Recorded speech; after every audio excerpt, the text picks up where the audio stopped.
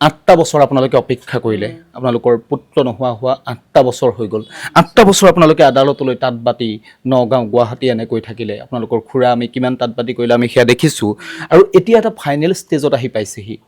আজিৰ দিনটোত কিবা ক'ব বিচাৰিব নেকি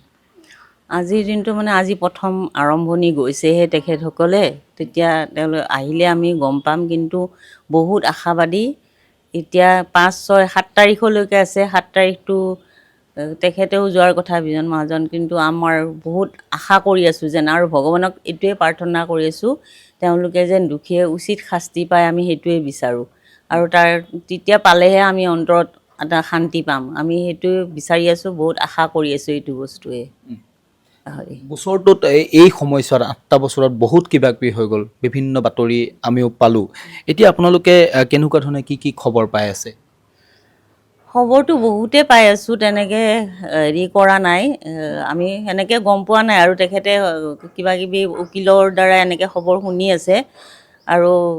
কৈ আছে আৰ্গুমেণ্টত কিবা এটা হ'ব বুলি আশা কৰি আছোঁ আৰু সেইটোৱে এতিয়া সেই দোষী কেইটাৰ কেনেকুৱা শাস্তি হোৱাটো বিচাৰিছে দৃষ্টান্তমূলক উচিত শাস্তি হোৱাটোৱে বিচাৰোঁ আমি ৰাইজেও সেইটোৱেই বিচাৰি আছে যে ভগৱানৰ ওচৰত এটাই প্ৰাৰ্থনা শাৰী তুমি নাই বুলি বিশ্বাস হ'ব নিদিবা তুমি যেন সদায় আছা সেইবিলাকে যেন উচিত শাস্তি খাই দৃষ্টান্তমূলক যেন শাস্তি পায় সেইটোৱে আমি আশা কৰি আছোঁ আৰু তাত তেতিয়াহে আমি অন্তৰত আত্মাই অলপ শান্তি পাব বুলি ভাবি আছোঁ আৰু আপোনাৰ ল'ৰাটোৱে সেই সমস্যাত বৰ কষ্ট পালে আপোনালোকে 8টা বছৰ সেইখিনি কষ্টকে আপোনালোকে সহ্য কৰি থাকিবলগীয়া হৈছে এতিয়া সেই দোষী কেইটাই তেনেকুৱা ধৰণে শাস্তি পাব লাগিব আমাক ল'ৰাক যেনেকৈ শাস্তি দিছে তেনেকৈ শাস্তি পালেহে আমি আত্মাই শান্তি পাব সেইটোৱেতো আমি বিচাৰি আছোঁ আৰু তেনেকৈ আমি কোৰ্টত এখেতসকলে কৈয়ে থাকে দৃষ্টান্তমূলক শাস্তি লাগে আমাক উচিত শাস্তি লাগে আৰু ভৱিষ্যতে যেন এনেকুৱা কাম কোনেও নকৰে তাৰ কাৰণে আমি এইটো ইমান দিন যে আমি লাগিলেও যে চলি আছে ইমান কষ্ট কৰি যে তেওঁ তাঁতবাতি কৰি আছে এই বয়সতো গৈ আছে এইটোৰ কাৰণে আৰু ভৱিষ্যতে কোনো ৰাইজে যেন নিজৰ সন্তানক এনেকৈ হেৰুৱাব লগা নহয় কোন কোন গৈছে কোৰ্টলৈ আজি নগাঁৱলৈ আমাৰ এখেত গৈছে আৰু অভিৰ দেউতাক গৈছে আৰু উকিলৰ এজন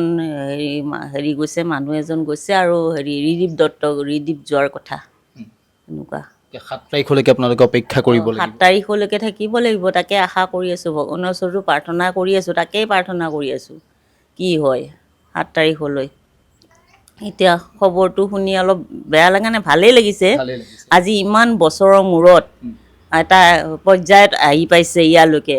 সেইকাৰণে মনটো বেয়া লগা নাই ভালেই লাগিছে কিন্তু শাস্তিটো কি হয় সেইটোৱে চিন্তা হৈ আছে সেইটো অপেক্ষা কৰি আছোঁ আৰু তাৰ চিন্তাত আছোঁ আপুনি বিচৰা বাতৰি পাব কেৱল নিউজ 18 এপত নিউজ 18 এপ ডাউনলোড কৰিবলৈ স্কেন কৰক এই QR কোড গুগল প্লে ষ্টৰতো পাব এই নিউজ 18 এপ